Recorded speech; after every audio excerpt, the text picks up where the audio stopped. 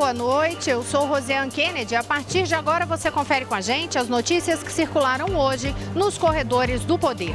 A maioria do Supremo Tribunal Federal decidiu no voto manter o ex-deputado Eduardo Cunha preso. O presidente Michel Temer disse hoje que a escolha do novo ministro da Justiça será pessoal e não terá conotação partidária. Tudo isso e muito mais a partir de agora aqui na TV Brasil e na Rádio Nacional. A gente já começa a edição de hoje indo diretamente ao Supremo Tribunal Federal, onde está o repórter da Rádio Nacional, Vitor Ribeiro. Ele que acompanhou a sessão plenária hoje, a sessão do Pleno do Supremo Tribunal Federal, e tem informações sobre a decisão do STF em relação a um recurso do ex-deputado federal cassado, Eduardo Cunha. A opção, então, a decisão, então, Vitor, foi por manter Eduardo Cunha preso. Boa noite.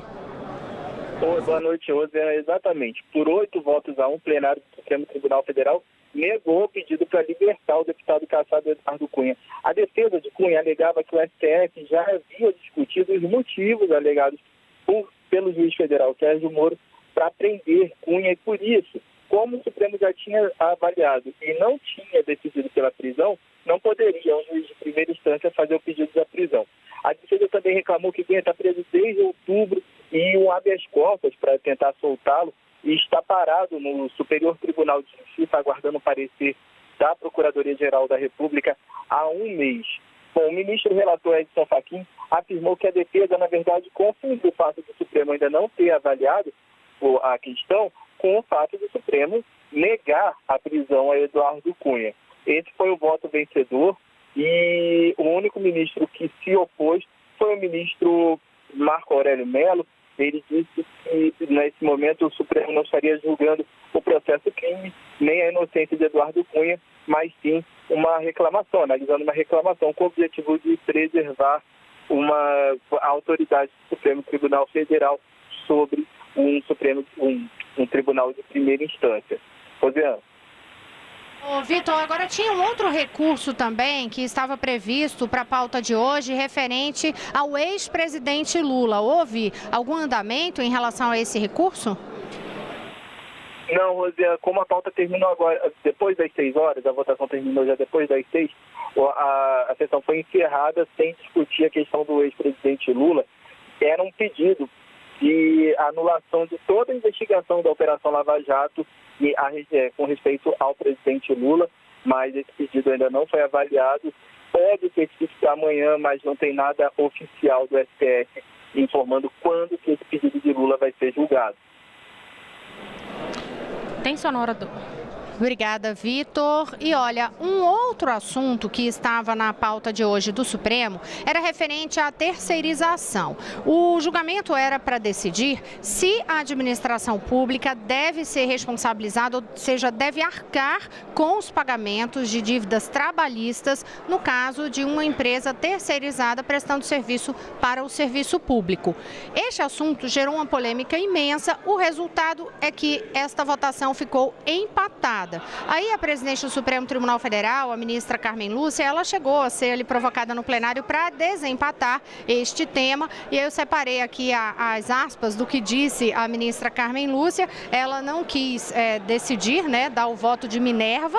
Ela teria direito como presidente. Ela falou que é um tema extremamente sensível. Quem tinha falado para ela decidir ali como voto de Minerva foi o ministro Marco Aurélio Mello. E aí ela respondeu o seguinte: eu ando tão pouco Minerva ultimamente, acho melhor aguardar e aguardo com muito gosto, ministro. Portanto, a decisão sobre esta história e se a terceirização, no caso de terceirização, a administração pública tem que arcar com as dívidas trabalhistas, aí vai ser um caso que só vai ser decidido quando chegar o novo ministro do Supremo Tribunal Federal naquela vaga deixada por Teori Zavascki, morto num acidente aéreo no mês passado. A gente sabe que já tem a indicação que é do ministro da Justiça, Alexandre de Moraes. Moraes, ele está licenciado do Ministério da Justiça, mas já tem a sabatina dele marcada para o próximo dia 21. Sobre terceirização, teve também discussão do assunto hoje aqui no Congresso Nacional. Foi lá no Senado, Mariana Jungmann, que está aqui ao meu lado, no Salão Verde, na Câmara dos Deputados, conta o que é que se discutiu hoje sobre a questão de terceirização. Mariana, boa noite. Boa noite, Rosiane. Pois é, o presidente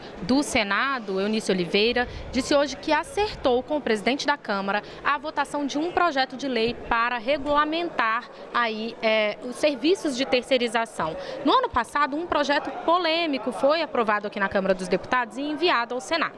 Como ele era justamente polêmico, esse projeto acabou não tendo andamento no Senado. Agora, o senador Eunício Oliveira disse que, sem nenhum apego sobre a paternidade de qual vai ser o projeto aprovado, ele entrou num acordo com o Rodrigo Maia, presidente da Câmara, para que se vote um projeto que já está na Câmara, está com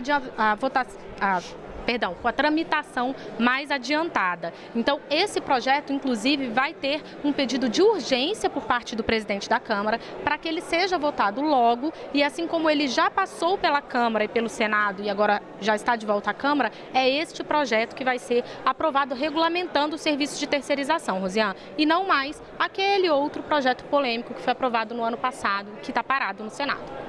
Obrigada, Mariana Jungmann, que daqui a pouquinho volta com outras informações desta pauta que hoje foi intensa aqui dentro do Congresso Nacional. Mas agora a gente vai até a redação da Agência Brasil conversar com a editora Carolina Pimentel sobre o noticiário em destaque na agência neste momento. Boa noite, Carolina. Boa noite, Rosiane. Eu começo falando de uma operação da Polícia Federal. A Polícia Federal deflagrou hoje uma operação que investiga desvio de recursos públicos destinados à Universidade Federal do Paraná.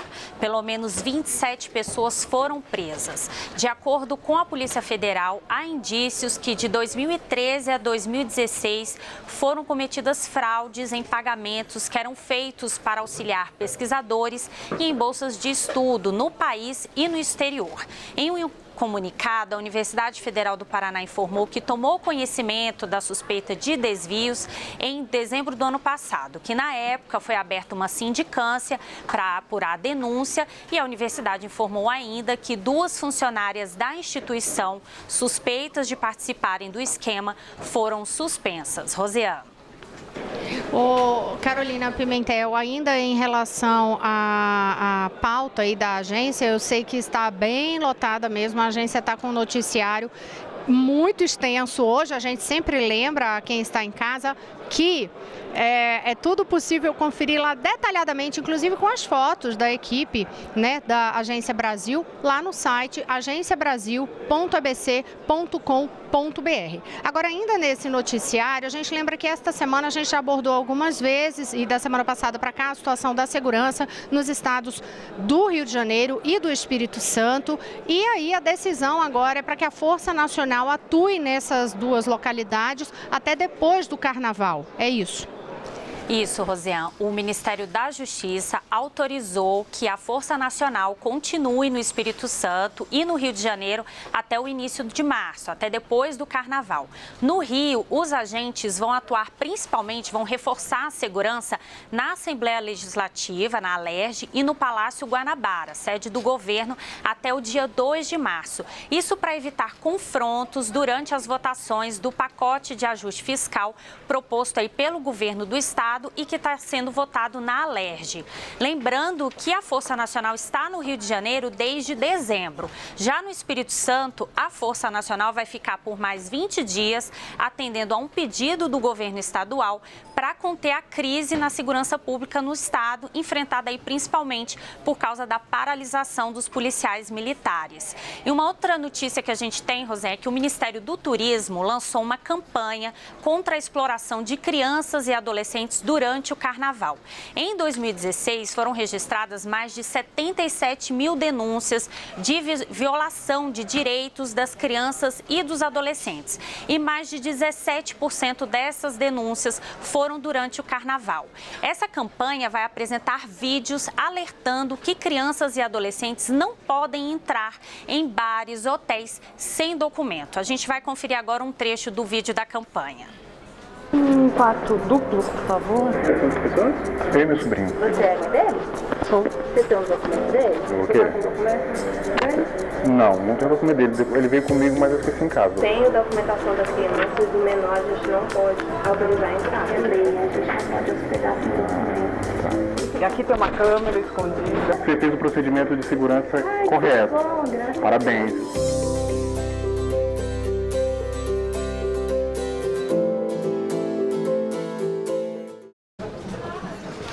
E, Rosiane, para denunciar um caso de abuso de criança e adolescente, o principal canal é ligar para o Disque 100. O Disque 100 funciona 24 horas, todos os dias da semana. E quem quiser denunciar não precisa se identificar, Rosiane. Obrigada, Carolina Pimentel. Lembrando que esses detalhes todos estão lá no site agenciabrasil.abc.com.br. Enquanto Carolina Pimentel falava sobre a situação da segurança nos estados do Rio de Janeiro e do Espírito Santo, com apoio da Força Federal, Mariana Jungmann, que está aqui ao meu lado, ressaltou um assunto importante. A gente lembra que teve toda aquela mobilização e paralisação de policiais militares, forte reação do governo, tanto o governo local como o governo federal. O presidente Michel Temer chegou a falar que a paralisação, a greve dos PMs era uma insurgência à Constituição. E aí Mariana Jungmann tem um apelo aí em relação a anistiar ou não anistiar esses policiais militares. Rosiane, os governadores que estiveram aqui no Congresso Nacional hoje conversaram com o presidente do Congresso, Eunício Oliveira. A gente vai falar um pouco mais sobre isso no segundo bloco, mas eles pediram a Eunício que não votasse projetos que tratem da anistia aos policiais lá do Espírito Santo. A gente lembra que no passado, em outras greves de policiais, você comentou sobre isso na semana passada. Em 2010 houve uma anistia. Então, em greves de policiais militares anteriores, houve projetos aqui tramitando na casa que foram aprovados para anistiar esses policiais que fizeram greve para que eles não sofressem as penalidades militares. E aí os governadores fizeram esse apelo que dessa vez isso não ocorra. O presidente Eunício Oliveira disse que não há nenhum projeto tramitando até o momento para anistiar policiais do Espírito Santo e que se alguém eventualmente apresentar esse projeto, ele vai tratar disso com os governadores, vai ouvir o que eles têm a dizer. A preocupação neste caso, né, Mariana, que os governadores deixam é justamente para não esbarrar no que eles criticaram lá atrás, quando foi aprovado o projeto de anistia. É de gerar a sensação de que não há punição e aí, consequentemente, isso poder de alguma forma estimular outros movimentos que não estão previstos na nossa legislação, porque não há previsão legal de greve de policial militar. Então, a gente sabe que uma lei só tem validade mesmo se tiver penalidade quando ela é descumprida. Então, os governadores pediram aí que não haja essa anistia caso algum projeto desse tipo seja apresentado. Daqui a pouquinho a gente volta com outras informações, inclusive sobre o périplo que governadores fizeram hoje em várias reuniões aqui em Brasília. Espera a gente aí. É só um pouquinho, eu volto já.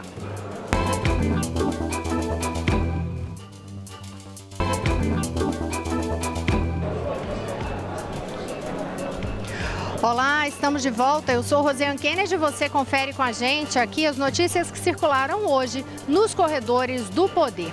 Eu já abro esse bloco falando sobre toda a expectativa em torno da nomeação, a escolha de um novo ministro da Justiça. Hoje, o presidente da República, Michel Temer, falou sobre este assunto. Usou uma rede social para se manifestar sobre o caso.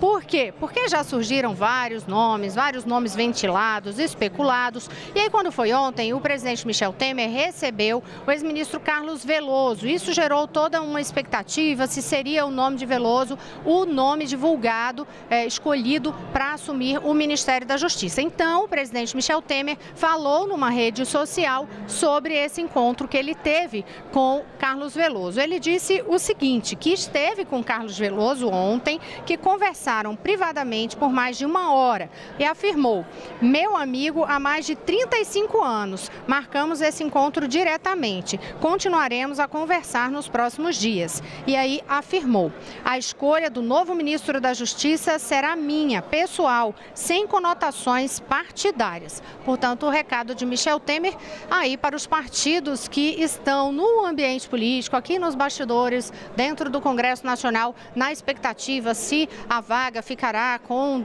alguém relacionado a determinado partido. A gente já contou aqui que nos bastidores havia aquela expectativa se ficaria com o PSDB, com o PMDB. Então, Michel Temer afirmou isso, que a escolha será pessoal e sem conotação partidária. O presidente do PSDB, o senador Aécio Neves, a gente lembra que o PSDB era o partido, inclusive, de Alexandre de Moraes, que está licenciado do Ministério da Justiça. Então, hoje, o presidente do PSDB, o senador Aécio Neves, ele falou sobre este assunto e também ressaltou que a escolha tem que ser mesmo do presidente, sem levar em conta questões partidárias. Vamos ouvir o que disse Aécio Neves. O PSDB apoia qualquer nome qualificado que o presidente vier a indicar. E essa não pode ser uma indicação partidária. Eu vejo muitas especulações de que o partido A prefere o nome desse ou daquele candidato. Luiz Veloso é um extraordinário nome. O deputado Rodrigo Pacheco de Minas tem qualidades também, apesar de estar no seu primeiro mandato e que poderia cumprir ali um bom papel, né? O PSDB estimula que essa escolha possa ocorrer o mais rapidamente possível, mas ela deve ser despartidarizada. O cargo de ministro da Justiça não combina com indicações partidárias. Agora, não é o único cargo aí que se está de olho em movimentação para que seja preenchido nessa área de justiça. A Mariana Jungmann, que está aqui ao meu lado, continua aqui ao meu lado na Câmara dos Deputados. Mariana Jungmann tem informações de bastidores e também uma declaração do governador do Rio de Janeiro, Luiz Fernando Pezão, a respeito de escolha para outros cargos. Mariana, conta pra gente. É isso, Rosiane. Na reunião de hoje dos governadores, o governador do Rio de Janeiro, Luiz Fernando Pezão, foi questionado pelos jornalistas a respeito aí das especulações em torno do nome de José Mariano Beltrame, ex-secretário de Segurança do Rio, para ocupar a Secretaria Nacional de Segurança Pública.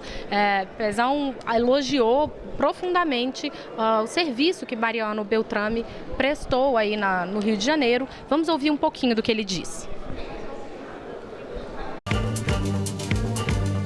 Eu considero o Beltrame um grande policial, uma pessoa dedicada, uma pessoa que se dedicou muito ao Rio de Janeiro, mudou, né, reduziu os índices de homicídio. Quando nós entramos em 2007 era quase 62 por 100 mil habitantes, isso a gente chegou a 20 e poucos. Ainda é uma taxa alta, mas devido ao programa de pacificação que ele fez. É uma pessoa que conhece tudo de segurança. E sempre foi uma pessoa que batalhou muito pelo reforço das fronteiras, né? Se nós pudéssemos contar com ele em alguma posição importante dentro do governo, eu acho que ele o Brasil só tem a ganhar e o Estado do Rio também. Pois é, Rosiane, mas o governador do Rio fez questão de dizer que essa é uma escolha do presidente da República e aí não antecipar a confirmação de Mariano Beltrame neste cargo no Ministério da Justiça. Pezão foi um dos governadores que estiveram aqui hoje em Brasília, muitos outros estiveram presentes, mas quem tem detalhes de como começou a agenda dos governadores é Maíra Heinen, que fala com a gente diretamente do estúdio da Rádio Nacional. Boa noite, Maíra. Boa noite, Rosiane. Boa noite a todos. Pois é, com a crise financeira, os governadores e representantes aí de 10 estados vieram mais uma vez para Brasília para debater assuntos de interesse comum. Pela manhã, eles se reuniram na casa do governador do Distrito Federal, Rodrigo Hollenberg, e depois seguiram para o Congresso Nacional. Na pauta, assuntos como a multa da repatriação de bens e recursos não declarados no exterior. Esta é a primeira reunião do ano do Fórum Permanente de Governadores e a intenção é dar continuidade ao debate para o enfrentamento da crise nos estados. Rosiane.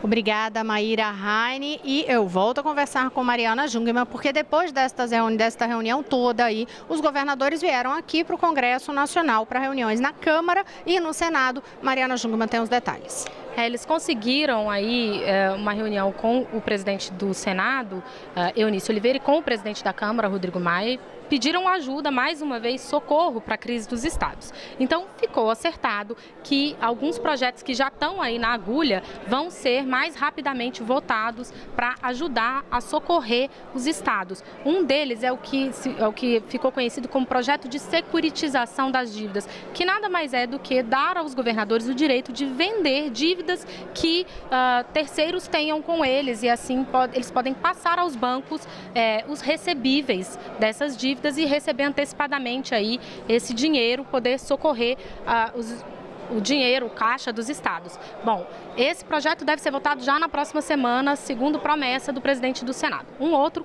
é o da repatriação de recursos de brasileiros no exterior. Mariana, desculpa, é porque quando fala em repatriação, eu já lembro de você. Eu não resisti aqui a sorrir, porque Mariana, acho que é a repórter que mais cobre repatriação dentro desse Congresso. É verdade. E não é um assunto fácil, viu, gente? Mas continua, desculpa. É a repatriação de recursos que foram enviados para o exterior por brasileiros sem declarar à Receita Federal. Então, brasileiros que praticaram aí essa sonegação do imposto de renda poderão regularizar esse dinheiro mediante pagamento de imposto e multa. Esse projeto foi aprovado para reabrir o prazo para isso. Foi aprovado no Senado e agora está na Câmara e precisa retornar ao Senado porque ele vai passar por mudanças na Câmara. Então, ficou acertado também a aprovação aí desse projeto com a maior celeridade. A expectativa é que seja votado hoje na Câmara e já amanhã ou no início da próxima semana no Senado. Vamos ouvir o que o governador do Distrito Federal, Rodrigo Hollenberg, falou um pouquinho aí sobre essa reunião. O presidente está de acordo de colocar em apreciação uma pauta de interesse dos governadores. Ele entende que nesse momento já há um ambiente muito bom para votar a repatriação tão logo chegue da Câmara dos Deputados, e a nossa expectativa é que a Câmara aprove isso hoje, e entende também que a securitização pode ser apreciada pelo plenário do Senado Federal na semana que vem. Agora eu prometo, viu, Rosiane, que assim que votarem esses dois projetos aí meio complicadinhos, eu explico tudo aqui de novo. E a gente não tem nenhuma dúvida disso, Mariana. Ela vai contar mesmo tudo aqui para vocês, inclusive com todos os bastidores que a gente sempre traz aqui nos Corredores do Poder. Agora vamos novamente até a redação da Agência Brasil, porque Carolina Pimentel tem informações sobre declarações hoje feitas pelo ministro da Casa Civil, Eliseu Padilha. Rosiane, o ministro-chefe da Casa Civil, Eliseu Padilha, disse que o governo quer aprovar as reformas trabalhista e da Previdência ainda no primeiro semestre deste ano. O ministro da Casa Civil disse que o governo tem força política para aprovar esses projetos dentro desse prazo, porque quase 90% dos parlamentares fazem parte aí da base aliada do governo. O ministro Eliseu Padilha falou inclusive dessa questão aí de alianças políticas. Vamos conferir. Em todas as democracias do mundo se constrói a base de sustentação do governo com os aliados e se governa com os aliados. No Brasil não é diferente. Todo mundo tem a sua participação no encargo de governo e todo mundo tem a sua participação também na estrutura do governo. É assim que se constroem as alianças no Brasil. Falou sobre essa questão da votação das reformas durante a abertura da reunião dos grupos de trabalho do Conselho de Desenvolvimento Econômico e Social, conhecido como Conselhão. Essas recomendações desses grupos vão ser apresentadas ao presidente Michel Temer no dia 7 de março. Rosiane. Obrigada, Carolina Pimentel. E aqui ao meu lado, quem está agora é o repórter Pedro Henrique Moreira, porque ele acompanhou aqui na Câmara hoje o início, de fato, dos trabalhos, primeiras audiências da comissão especial que trata da reforma da Previdência, né, Pedro? Boa noite. Olá, Rosiane, boa noite. É isso mesmo, boa noite para todos que acompanham nos Corredores do Poder.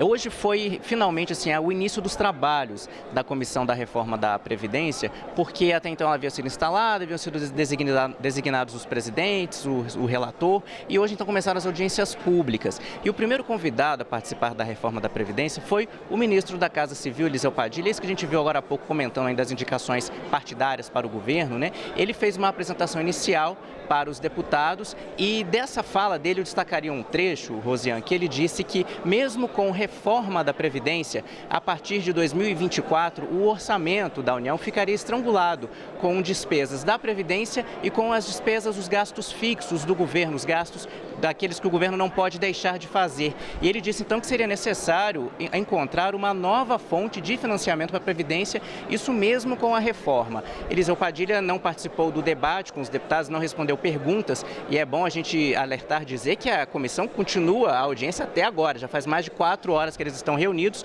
e o segundo convidado foi então o Marcelo Caetano, que é o secretário da Previdência do Ministério da Fazenda, e Marcelo Caetano então está assim respondendo às perguntas dos deputados, tanto da base governista, que são a maioria na comissão, quanto da oposição. E de tudo que ele já falou ao longo dessa tarde, destacaria um trecho que ele fez referência às dívidas que a Previdência tem, que as empresas têm com a Previdência. Porque muitos que são contrários à reforma da Previdência alegam que se todas as empresas que devem ao INSS fizessem os pagamentos, boa parte do rombo ficaria coberta. Então ele respondeu aos deputados que dos 405 bilhões que a Previdência tem para receber de dívida ativa, o governo acredita que apenas 100 bilhões seriam recuperáveis, porque o restante é de empresas que já faliram, como grandes companhias aéreas que ficaram devendo à Previdência. E, Rosiane, para encerrar, ao mesmo tempo que a comissão faz essa audiência, faz essa reunião, também houve aqui um protesto na Câmara, articulado aí por integrantes do Ministério Público,